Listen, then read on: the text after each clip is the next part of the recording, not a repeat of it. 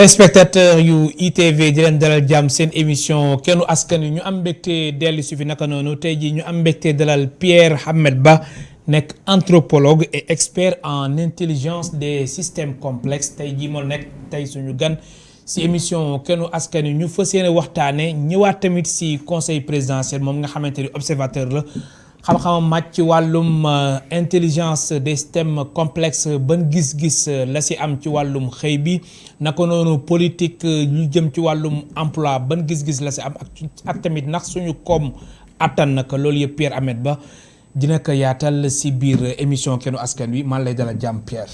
jërëjëf Alaaji Malick kontaan naa trop ci invitation bi.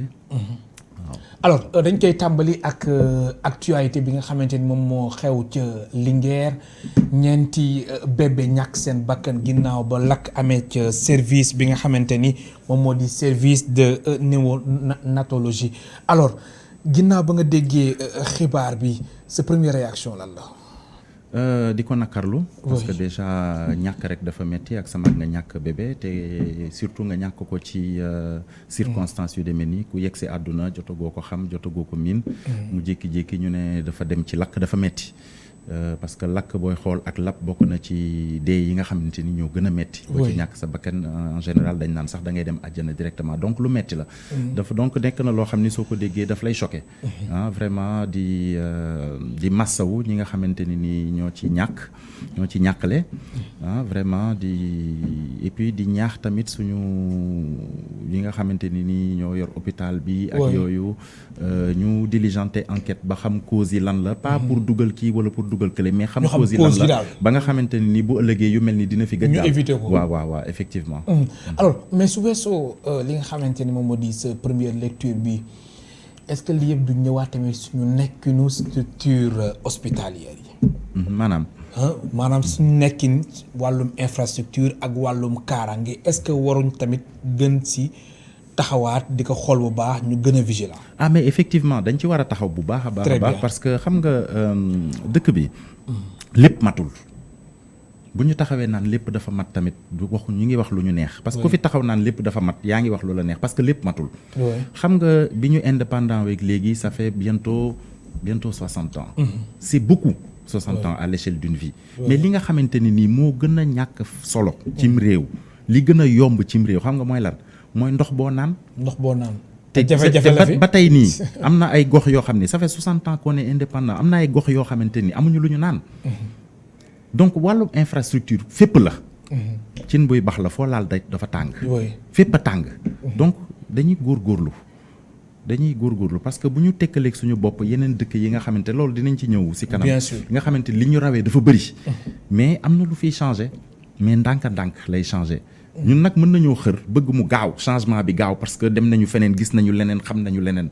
mais dafa am loo xamante ni moom la réew mi attan am loo xam ne réew mi attanu ko am loo xam ne noonu la réew mi doxee am noo xamante ni réew mi mënu koo doxee donc les vraies questions mooy réew mi ni mu mën a doxee est-ce que mi ngi doxee noonu xam nga foofu la vraie question yi nekk mais yu mel nii mais sa gis-gis mu ngi doxee noonu réew mi ni mu war a doxee mu ngi doxee c'est difficile de dire ce que je vais dire là mais bis bu nekk am ay liir yuy juddu seen bakkan rot ci dëkk bi te ëpp na ñeent ci biir dëkk bi ci suñu réew donc lii dafa nekk incendie mu metti mu choqué nit ñi ñu ciy soog a wax mais li ma bëgg a wax maanaam am na ñuy ñàkk seen bakkan ay bébé di ñàkk seen bakkan ci manque de négligence non pas mën na nekk négligence mën na nekk manque de moyens mën na nekk pauvreté mën na nekk manque de suivi da ngay gis koo xamante ni nii day jël ëmb ba war a wasin musul gis docteur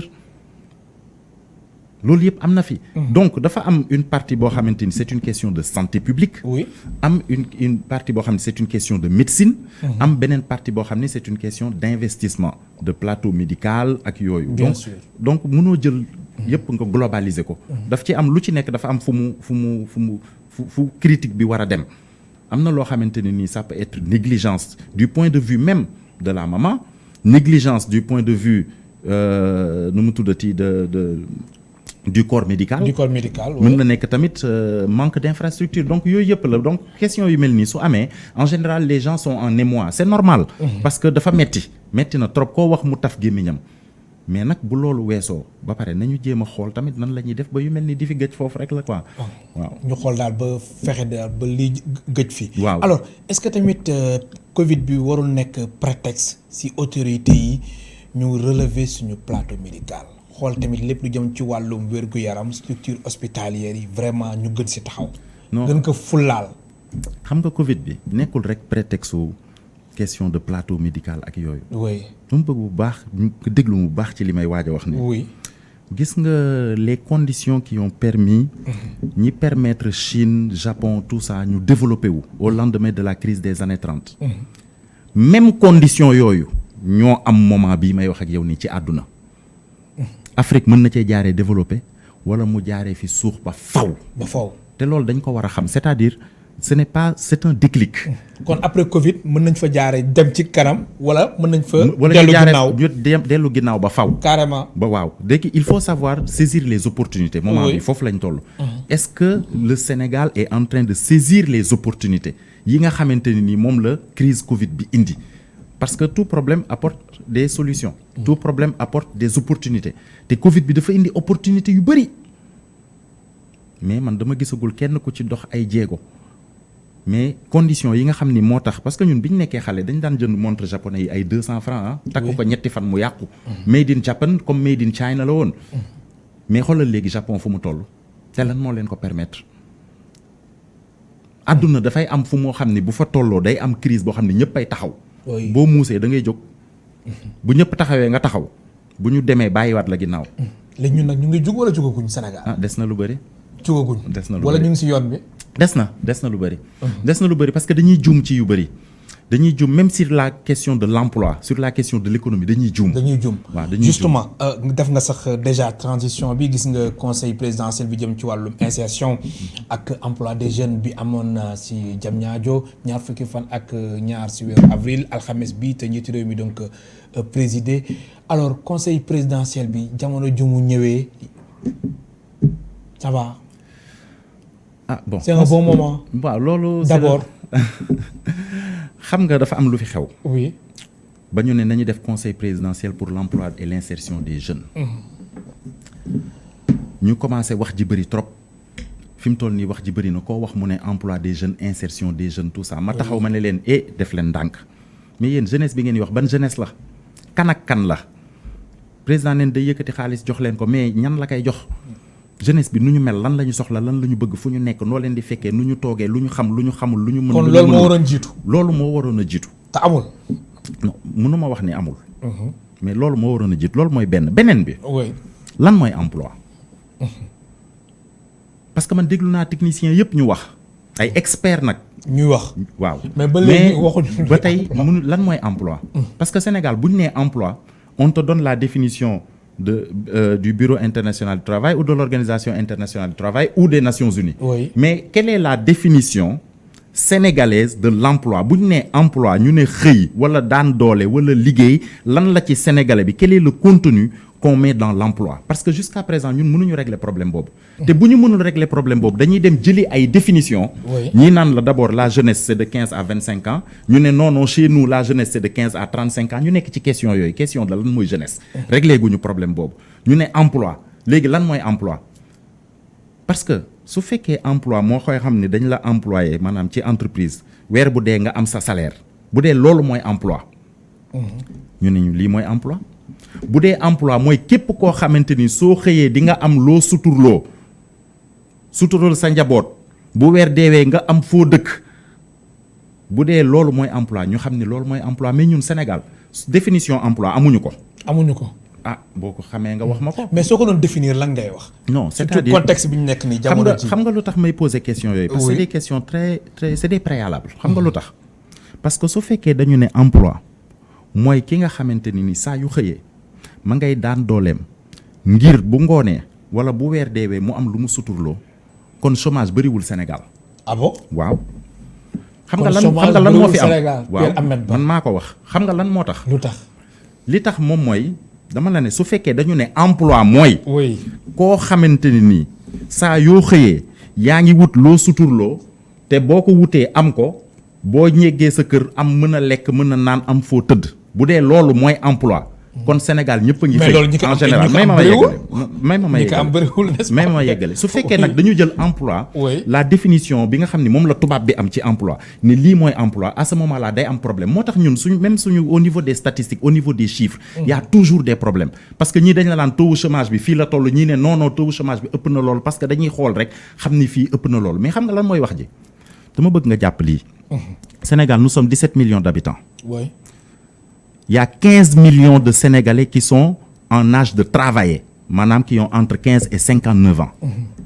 15 millions. waaw Oui. ci biir 15 millions yooyu 10 millions yi mësuñoo jànguñu dara. 10 millions yooyu. waaw maanaam 58,3% de ceux qui sont en âge de travailler au Sénégal jànguñu dara de mësuñu dem école demuñu daara jànguñu métier. Est-ce que yaa ngi dégg. maa lay dégg. donc boo koy xool sax ci définition bi tubaab bi joxe ci emploi du am sens. du am sens fii du ci am Sénégal sens ci chômage du am sens. ci Sénégal. waaw ci Sénégal xam nga loolu moom mooy suñu benn réalité. xam nga yokk ci lan. ñi nga xamante ni nii ils sont en âge de travailler maanaam sur les 90,3% des 17 millions de Sénégalais. oui. 12 millions 967 mille maanaam presque 13 millions ont entre 15 et 35 ans 13 millions de jeunes. su fekkee dañu ne jeune mooy ku nekk entre 15 et 35 ans. ba pare ñu ne la ci biir ñi nga xamante ni nii dañoo toll ci liggéey 10 millions yi mënuñu dara xamuñu dara est-ce que yaa ngi comprendre léegi yow boo dee njiitu réew nga yor sa réew ñu jox la chiffre yooyu mais li nga war a njëkk a laaj. c'est pas la question qu'est-ce qu'on devrait faire parce que foofu rek ngay réeree. foofu la ñuy réeree. boo jëloon micro tey def micro trottoir nga ne sénégalais boo dajeel nga ne ko lan la ñu war a def ci Sénégal mu wax la ko qu'est-ce qu'on devrait faire mu wax la li mu xalaat parce que là c'est personnel. institut personnel. te njiitu réew mi warul doxalee noonu. non la question qui se pose aux Sénégalais. Oui. ce n'est pas qu'est-ce qu'on devrait faire. la question wax qui se pose à nous c'est qu'est-ce qu'on pourrait faire. la ñu am lan lañ ci mën a def. nous avons la force de travail. nous sommes 17 millions de Sénégalais il y a 15 millions yoo xamante ni ku ci nekk yor nga doole war a mën a taxaw liggéey. kon xam nga développer Sénégal yomb na te foofu tamit. kon développer Sénégal yomb na. torop xam nga lu tax mu yomb. mais lu tax développer Sénégal yomb na boobu ba léegi ñun suñu développement bi tax suuf. mais moom laa la wax sànq. c'est une question d'approche. yow yaa ngi wax waxu emploi mënoo définir sa emploi yaa ngi wax waxu jeunesse mënoo définir sa jeunesse. mënoo définir sa jeunesse xamoo sa jeunesse xamoo luy emploi xamoo luy ñàkk emploi est-ce que xam nga ni. kon autorités yi xamuñ loolu. déglul ma yeggale. non dama lay jox ay chiffres xam nga man amuñu jeunesse. non xamuñu ko parce qu'il n'arrive pas kan moo la ci jox définition quelle est la définition du président Macky Sall sur l'emploi quelle est la définition de quelconque de n'importe quel intellectuel sénégalais sur le mot emploi non ils l'ont pas défini ils se basent sur la mais xanaa xamoo bu ñu toogee di waxu emploi dinañ passer 2 à 3 heures de temps yoo xam ni c'est des querelles de chapelle.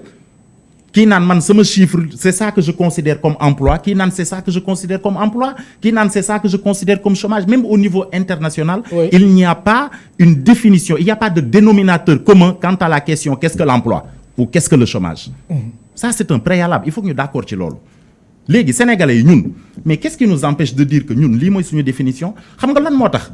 dafay mën a tax nga intégrer des catégories qui ne sont pas intégrées parce que nous on fait la différence entre être en activité. Oui. Et avoir un emploi mais pourquoi jànk bi nga xamante ni nii dafay xëy di liggéey weer bi dee ñu fay ko emploi am na emploi wala amul emploi elle est en activité ou pas. Première question ki nga xamante ni nii dafa am boutique am Sandaga. oui di xëy di fa dem. ñu ne ko secteur informel la mu yor boutique am xam ni ñamu dendal ñëpp ñoo bokk li ñuy jaay mu woote dëkk ba ne yónnee leen ma fukki xale yi ñëw boo xëyee kii mu jox ko potu sàmbur kii mu jox ko lii kii mu jox ko lële ñu dem taxaw ci tali bi di ko jaay ku ci nekk mu ne la bii 1000 francs laa ko jaayee loo ci teg yaa moom kooku di taxaw ci tali bi tey nga romb mu fëgg sa oto ba di la jaay masque yow. kooku dafa am emploi wala amul emploi. question yaa ngi noonu. Est-ce que loolu dañ ko war a considérer comme emploi si on doit considérer ça comme emploi mais ma yeggali comment faire maintenant pour protéger ces emplois là parce que gis nga tamit. mais nag yow maire yu bëri même may ba loolu foog nga koy intégrer. ñooñu am nañ emploi wala amu emploi. sa déggoo ma ne la man. je pose les questions je donne des actes de réflexion soo ma demandé sama conviction personnelle. Oui. Pour man on doit considérer ça comme un emploi maintenant quel doit être le rôle de l'État? C'est comment faire pour protéger, répertorier et protéger ces emplois-là. Est-ce que le secteur informel est un secteur informel ou le secteur informel, c'est un secteur privé?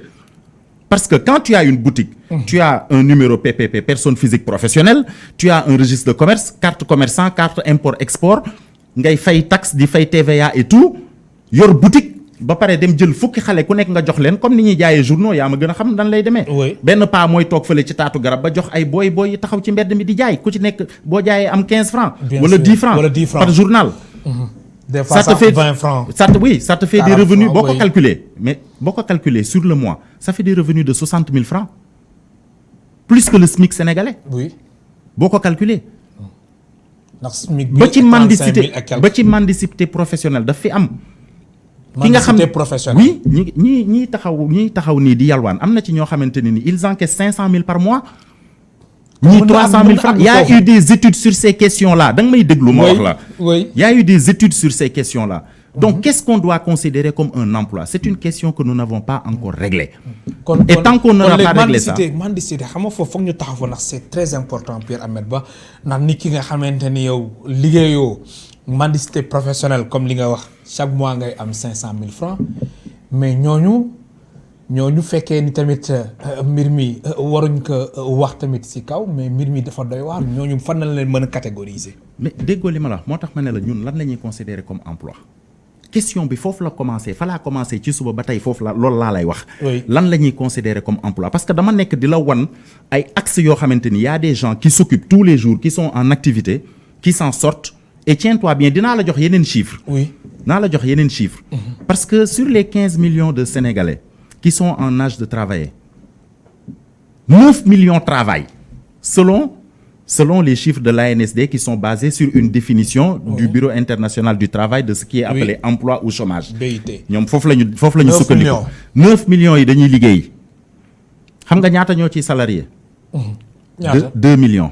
xam nga ñaata ñoo ciy employeur 200 000. xam nga ñaata nag ñoo ci yor seen bopp. 5 millions. ñoo ci yor seen bopp. ñoo ci yor seen bopp. donc booy xool tey boo xoolee chiffres yi ba xool ko ba càmbar ko ba mu des Sénégal ñi nga xam ne am nañ fi doole toll ci liggéey war a mën a liggéey te gisuñu leen ñu liggéey fenn réperté wu leen fenn 6 millions lañu 6 millions te ci biir 6 millions yooyu da nga ciy génne élèves yi. génne ci étudiants yi. génne ci taalibe yi. génne ci sàmba surabaale yi. ak ñi nga xamante ni kenn xëyuñu gontu ñu wàcc ñu bëgguñu dara seen bopp ñoom fu ñu bokk ñoom.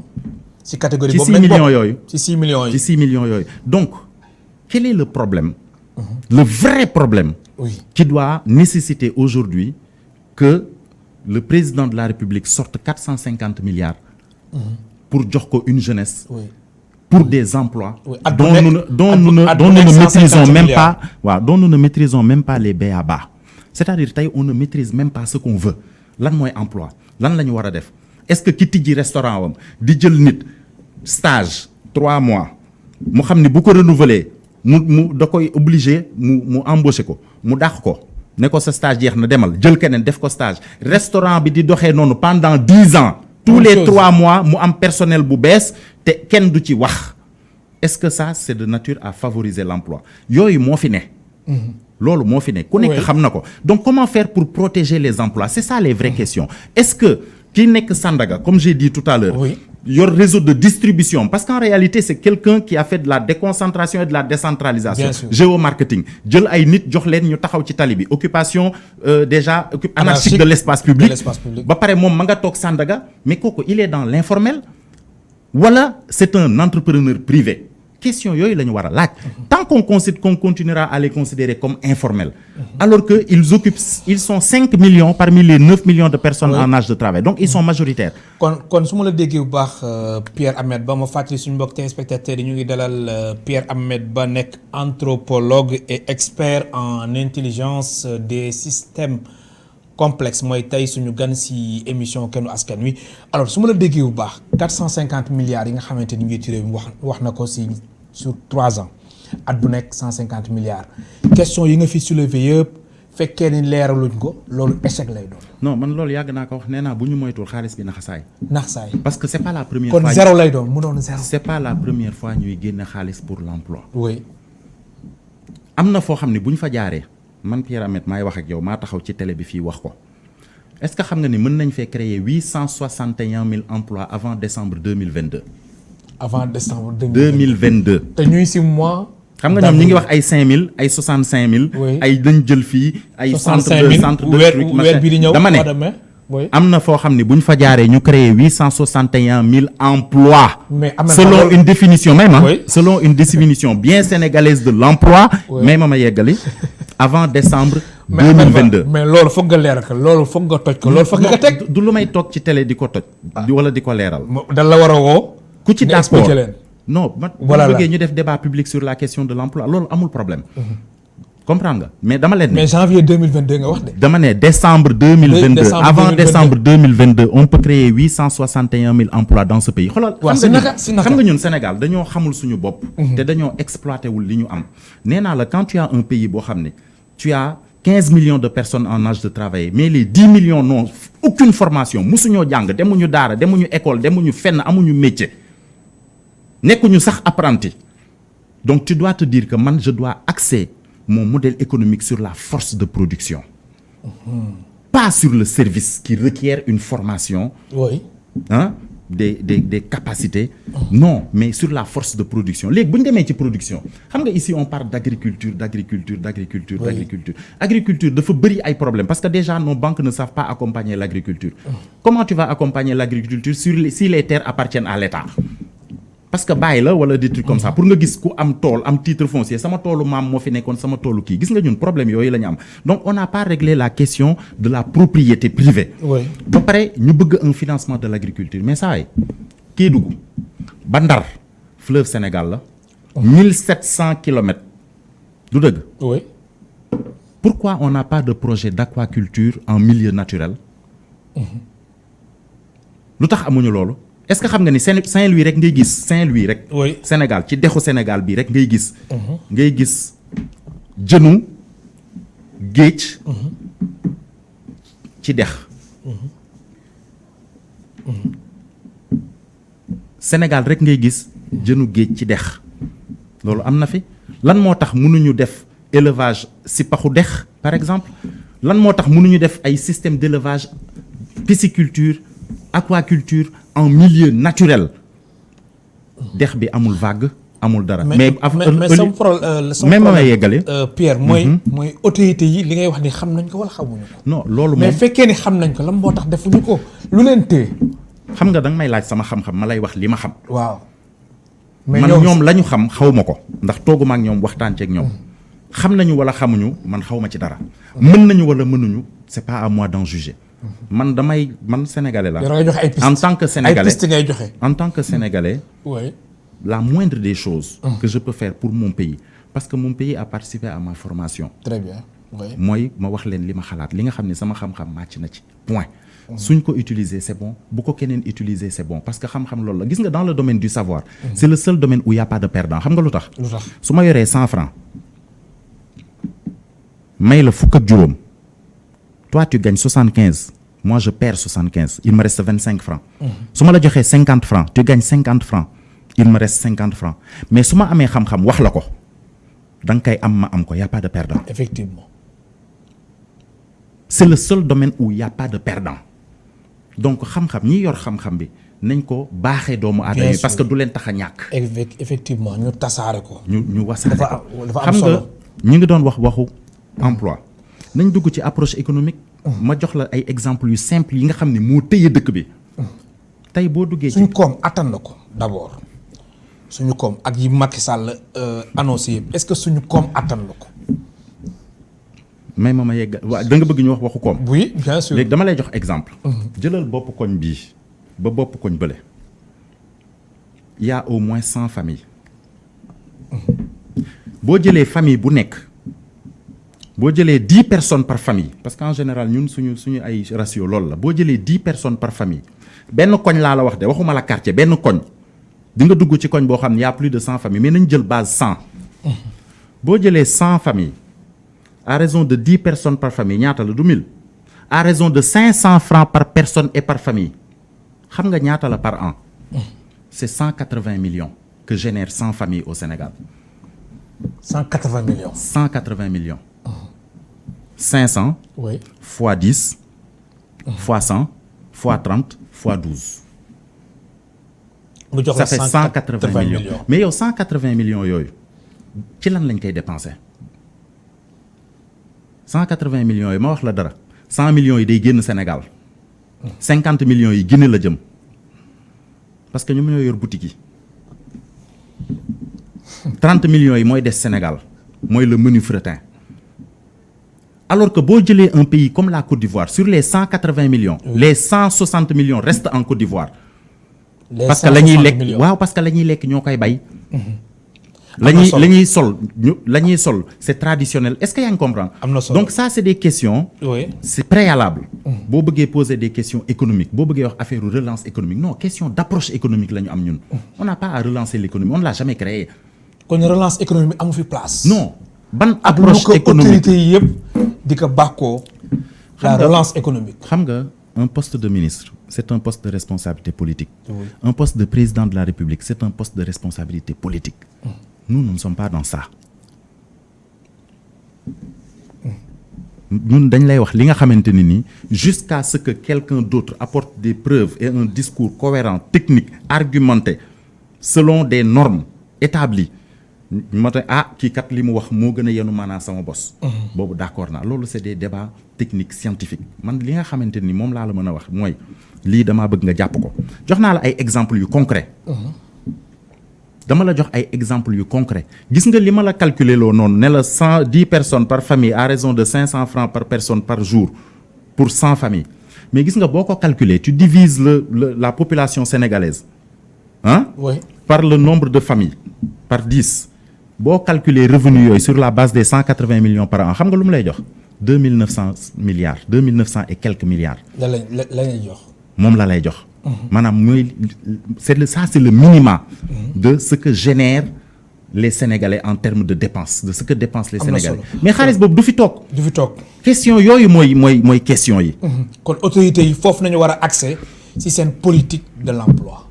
foofu la ñu war a accès seen politique de l'emploi après avoir défini ce qu'est pour un Sénégalais un emploi Sénégalais bi lu muy wut peut-être que ñoom ñi ngi bëgg a jox Sénégalais bi la lune alors que Sénégalais bi ne demande pas la lune il demande la pierre qui est à côté est-ce que comprendre nga daf lay permettre nga bañ a def ay fausse route il faut connaître la population la nomenclature de la population connaître la mentalité sénégalaise xam nga lu tax parce que ñun Sénégal benn côté dañu mel ni Angleterre ci football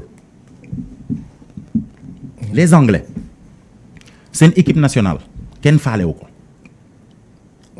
xam nga lu ñu faale seen ay club mooy comme seen équipe bu koñ comme suñu ay équipe bu nawetaan anglais loolu la faale moo tax ñoom voilà moo tax ñoo ëpp doole seen équipe nationale gis nga sénégalais nag ñun dañu xaw a mel côté boobu sénégalais bëggul Sénégal ah bon oui ku fi taxaw naan dama bëgg non sénégalais bëggul Sénégal xam nga fu mu bëgg goxam sénégalais goxam la bëgg ka dëkk Louga lu mu am Louga ka dëkk Ndar lu mu am Ndar est-ce que yaa ngi dégg bu baax fi may waxee maa ngi dégg bu baax fi may Pierre oui ka dëkk Jandeer moom Jandeer bëggul kër Kaolack Jandeer la bëgg kër ka dëkk Kaolack bëggul kër Fongolemi ku dëkk Fongolemi tam bëggul kër Kaolack même ma yegg Pierre nga gis des fois ku dëkk Kaolack li liggéey Dakar wala yooyu tabax Dakar kër. d'accord oui loolu yëpp day am. mais dama la wax dans la grande majorité xam nga man non on n'est pas dans les. je suis dans la grande majorité c'est pour t'expliquer l'état d'esprit du Sénégalais. donc si tu veux développer le Sénégal c'est pas la décentralisation qu'il nous faut mais c'est de la déconcentration. parce que xam nga ñun lan mooy suñu problème président bu fi jaar da ngaa jéem a defar dëkk bi président yëpp. dañoo jéem a defar dëkk bi. te defar nañ dëkk bi sax. waaw parce que dëkk bi mi ngi avancé li fi amoon y a 20 ans amatu fi sànq yaa ngi wax problème mu santé y a 20 ans combien de femmes mouraient à l'accouchement ak aujourd'hui. oui donc ñi ngi avancé ñi ngi jéem a defar dëkk bi mais foofu la ñuy juumee. parce que boo defaree dëkk bi nit ñi yàq dëkk bi. boo defaree dëkk bi te defaroo nit ñi yàq dëkk bi mais boo defaree nit ñi bàyyi dëkk bi nit ñi defar dëkk bi. kon changement de comportement. nañu def non nañu. foofu tamit am dafa solo. nañu defar sénégalais yi. te defar sénégalais yi mi ngi commencé ci xam sénégalais yi. parce que yow li ma la wax te choqué wu la te man sax daf ma choqué le fait que choqué wu la c'est pourquoi sur les 15 millions de sénégalais en âge de travailler les 10 millions n'ont aucune formation ba pare nga ne tu vas créer de l'emploi comment.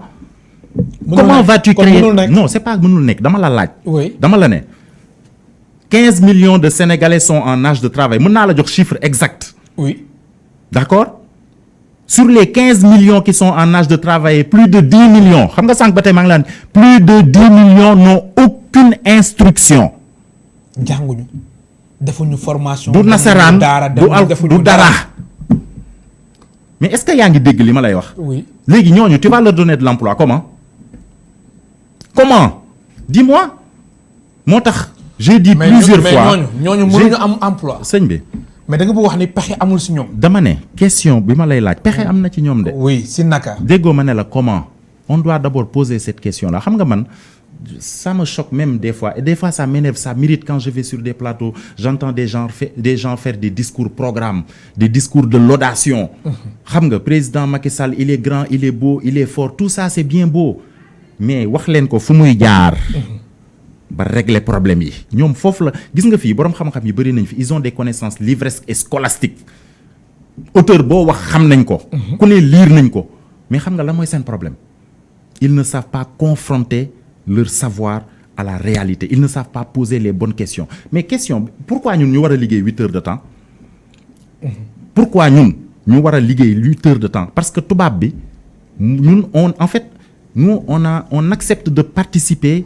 dans ce que je pourrais appeler dans le mythe de continuité, dans le mythe de la continuité historique occidentale. Oui.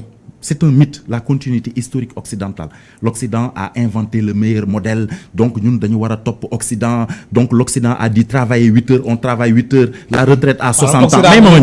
Même la retraite à 60 ans, nous sommes d'accord la retraite à 60 ans, alors que ça ne rime même pas avec nos croyances, avec nos cosmogonies. Est-ce que nous avons notre philosophie de l'homme? Oui. De l'espace et de l'environnement. dañu ni nit dafa war a dund téeméeri at li gën a ëpp ci li nit war a dund téeméeri at la ak ñaar fukk ak juróom benn. ñu ne téeméeri at ak ñaar fukk ak juróom benn yooyu da nga koy xaaj ñaari pàcc. mu am solo. benn bi mooy. jamono ji anthropologue bi mooy wax. non même ma yeggali foofu. foofu am na solo ñu ne da nga koy xaaj ci ñaari pàcc. pàcc bu nekk doon juróom benn fukk ak ñett. ñu ne juróom benn fukk ak ñett boobu da nga koy xaajaat ñetti pàcc. pàcc bu nekk doon ñaar fukk ak benn at. ñu ne ñaar fukk ak benn at yooyu xaajaat ko ñetti pàcc bu nekk doon juróom-ñaari at ñu ne nit juróom-ñaari at ba juróom-ñaari at lay màgg. est-ce que yaa ngi dégg wax ci juróom-ñaari at ba juróom-ñaari at lay màgg donc même ñun dans la division de la vie en fait dans les âges dans la division des âges de la vie on a des croyances qui sont fondées qui sont ancrées. On a développé ça, on l'a théorisé, oui. Mais on ne le prend pas en compte.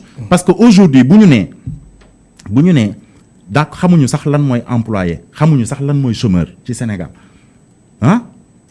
Il y a problème. Il y a problème. Oui. ba pare ñu ne suñu population jànguñu 10 millions yi ci ñiy wut liggéey jànguñu mais yow léegi yow boo nekkee njiit mais tu dois créer des systèmes ce que l'anglais appelle de learning by doing.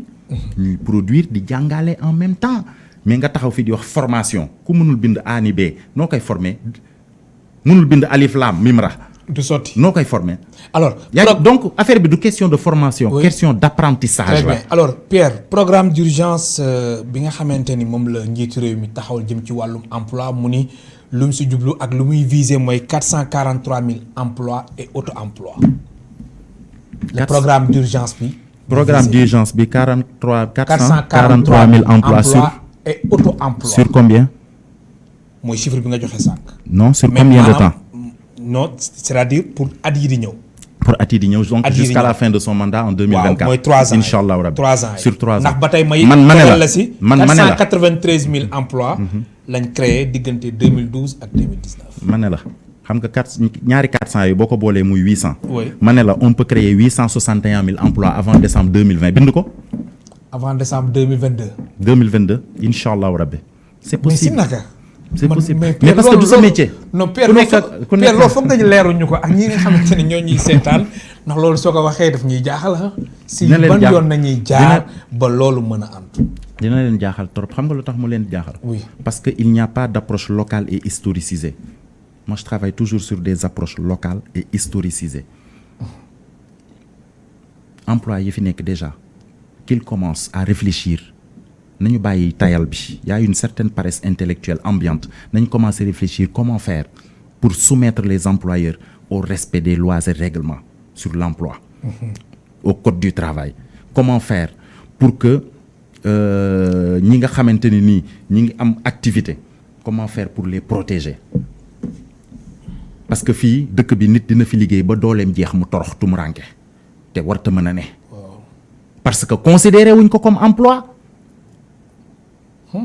maire yu bëri yu nekk fii di yalwaan ñoo nekkoon suñu ay fóotkat. oui dañoo fóot ba seen doole jeex amuñu ku leen yor ñuy nekk ci mbedd mi di yalwaan loolu tamit am na fi mais est-ce que dañoo considérer fóot boobu comme emploi non. xam nga ñun on est encore dans une sorte d'exotisme colonial. Bien sûr. xam nga et de complexe post-colonial yoo xamante ni nii moo ñu tardel.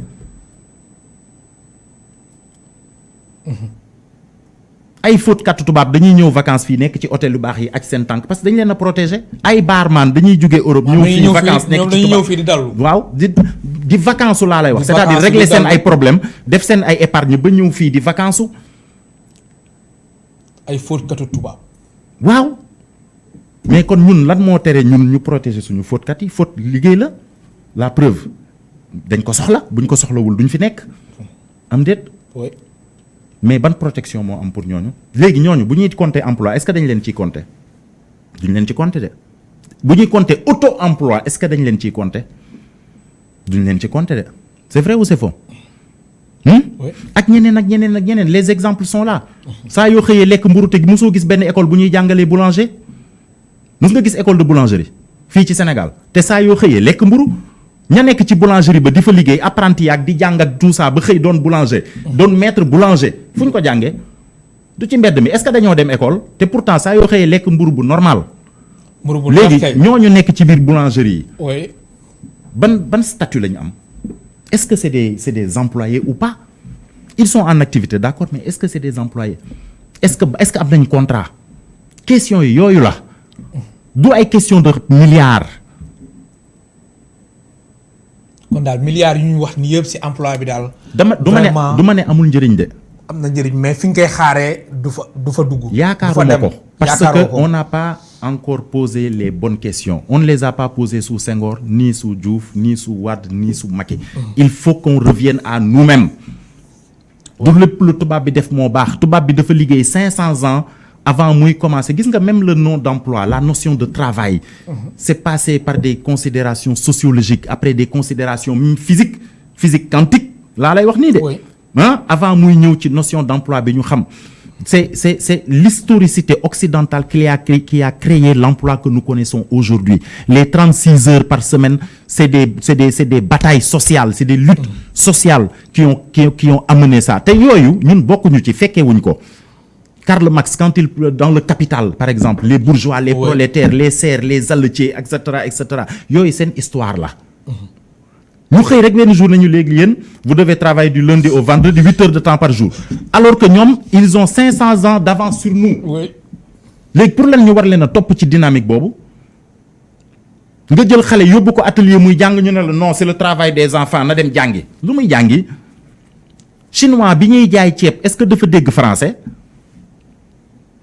chinois bi bay ceeb ñu di ko xëy di ko dundee chaque jour est-ce que dafa dégg français wala dafa dégg anglais.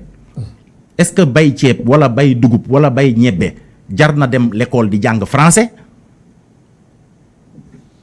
alors Pierre su weesoo li nga xamante ni moom nga doon wax léegi explication yi nekk na ay explication détaillées yu am solo ma fàttali ñu ngi dalal Pierre Ahmed Ba nekk anthropologue et expert en intelligence des systèmes complexes alors su weesoo autorité yi muy état bi secteur privé national gis nañ état bi tamit wax na lu ñuy wax convention état employeur mu tàllal loxo bu baax ñi turé mu tàllal loxo bu baax secteur privé national alors ñoom tamit am nañ ci wàll gu rëy suñu waxee mbirum emploi.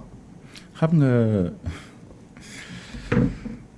man je pense que état employeur c'est dépassé, ça fait 30 ans que ça existe. Man je pense que selon ma propre conception, l'analyse, peut-être man j'ai pas nag la science infuse. Je n'ai pas du tout la science infuse. Oui. D'accord, mais pour man dañ ko war a dépasser parce que état employeur daf fi nekk. benn moment état employeur li nga xamante ni moom lay def mooy yow da ngay créer société état bi ne la jëlal ma ay nit man ma fay seen salaire pendant tant de temps le temps que yow ngay dem te nag su jeexee mën ngaa ñëw renouveler maanaam su ma la jëlee yow pour nga liggéeyal ma maa ngi créer société. dem uti convention état employeur yow sa salaire état bi moo koy fay te pourtant bëri na fi banque yu bëri. Oui. dañuy utiliser convention état employeur. banque yu bëri. yu bëri société de téléphonie yu bëri dañ koy utiliser oui yow ngay liggéey foofu foog ni ñoo lay fay fekk état bi moo lay fay nga xëy benn jour bisu état romb la nga toj ko ne état bi defaluma dara. fekk état bi moom moo lay fay. fekk état bi moo lay fay te xamoo ko. très bien. mais ñun dañoo dépasser loolu xam nga lu tax ñu dépasser loolu. Oui. parce que déjà la vocation de l'état ce n'est pas d'aider des compagnies privées loolu da nga koy def dans un pays qui n'est pas attrayant. Mais notre pays est suffisamment attrayant. Tout le monde veut investir au Sénégal. Tout le monde veut vivre au Sénégal parce que le climat est doux. Oui. On est bien, on est stable. Le climat des affaires tamit. Le climat des affaires, machallah. Oui, l'environnement des affaires. Mais yéen a ngi wax infrastructure peut-être da ngeen naan infrastructure yu doyul. Mais tu sais que le Sénégal est un des rares pays où tu peux faire n'importe quelle opération bancaire partout sur le territoire. Oui. Toutes les grandes villes sont reliées par des axes routiers. Le téléphone, l'Internet marche partout sur l'ensemble du territoire. En grande majorité, au moins, il y a eu à 70% de 60 à 70% de couverture. Mais yoy, c'est de l'attrait. Ça attire les investisseurs. Nous avons un état entrepreneur. Beaucoup de gens vont parler de libéralisme, de socialisme. Non. Nous savons si nous voulons régler le problème, nous devons être dans un concept d'état employeur, d'état entrepreneur. Nous devons être dans une perspective d'état entrepreneur. Et non d'état employeur. Pas de convention d'état employeur. Qui employé, qui investir. Nanga def sa business plan ba mu daj dem wuti xaalis ñëw investir jël say employé fay leen état bi nag protéger les emplois parce que ñun loolu tamit dañ ko manqué la protection des emplois. Les emplois. dañ ko manqué xam nga dëkk bi dafa dem ba nekk un pays de maîtres chanteurs. Oui, il y a du chantage partout dañuy chantage pouvoir bi dañuy chantage autorité yi dañuy chantage population bi. On est un pays de maîtres chanteurs. Société civile, chantage. Syndicats, chantage. Les syndicats ne représentent plus ce qu'ils représentaient auparavant. C'est deux peu les trois tondus qui se mettent à la tête pour des questions d'intérêt personnel. Mais nga gis ay employés yu ñu dàq kenn du leen taxawal. Opposition bi nag ginnaaw ba nga ne état bi ni wax société civile wax tamit syndicat opposition bi nag. Opposition c'est-à-dire. ah non xam nga da nga ni syndicat ñoom syndiqué. man xam nga wax société civile xam nga politique. seen taxawaay nga wax état bi mais opposition bi nag. ñaari taxawaay moo am ci opposition. ci politique bokk en général. Oui. ci li ma gis fii ci Sénégal xam nga mooy lan dafa am ñi nga xamante ni dañuy utiliser xaalis bi pour am nit ñi. ak ñiy utiliser nit ñi pour am xaalis.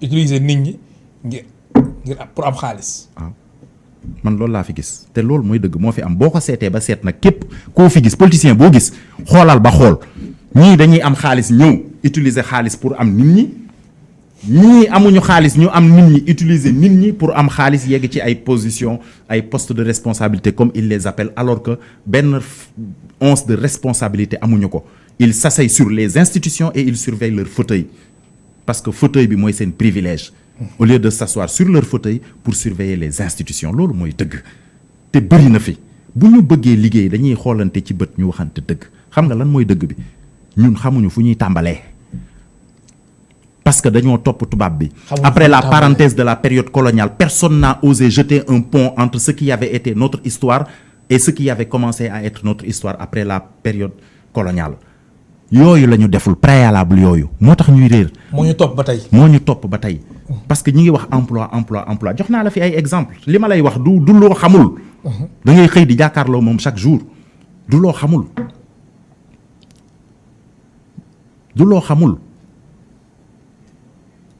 donc nañu régler problème yooyu c'est-à-dire il faut que ñu décomplexer le Sénégalais. Oui. parce que xoolal tey koñ boo dugg fekk fa boutique te nee naa la au minimum koñ boo dugg Sénégal ils produisent au minimum 180 millions par an te amul benn boutique bu ci Sénégalais yor lépp ay étrangers ñoo ko moom parce que nous sommes complexés. Sénégalais moo complexé. oui maanaam bëggul yor boutique. yor boutique fruit. mais am na si ay Sénégal yu am boutique mais bëriwul. mais moom laa la wax. bëriwul mais oui bëriwul. mais ça devrait pas être l'exception ça devrait être la règle mon cher. te suñ demee bitim réew ñu am boutique. bu ñu demee bitim réew ma ne bale. la sax ñu def ko. ngay baal ma mais laab tubaab sax dañ koy def. loolu mooy dëgg nañ waxante dëgg. loolu moo am. kon nag mooy li ma la wax sénégalais bëggul Sénégal mais bëgg na goxam. kon nag bu ñu bëggee développer Sénégal nañ développer gox yi. bu gox yi dajee Sénégal daj te ñu bàyyi dëkk bi ñuy defar bàyyi nit ñi te defar nit ñi bàyyi dëkk bi nit ñi defar dëkk bi loolu mooy dëgg. am na solo Pierre Ahmed Ba maa lay gërëm baax di la sant malheureusement nag am na si ay yeneen aspects yoo xamante ni bëggoon nañ ko aborder mais moom simili yi dafa gaaw trop moo tax tamit ma la doon bàyyi ngay détail ndax am na solo explication yi macha allah am na solo maa lay gërëm baax di la sant. waaw maa ngi lay delloo gërëm. oui kontaan lool. à bientôt incha allah mu nekkoon Pierre Ahmed Ba nekk anthropologue et expert en intelligence des systèmes complexes moo nekkoon tey suñ gan si émission Kennu Askan Wi mbokk tey spectateurs yéen tamit ñu leen di gërëm baax di leen sant Ramatoulaye Sall Diop moo nekkoon si réalisation bi Iba Mar Sène si son bi Moussa Dia nekkoon si caméra bi ba suba incha allah ñeenti waxtu.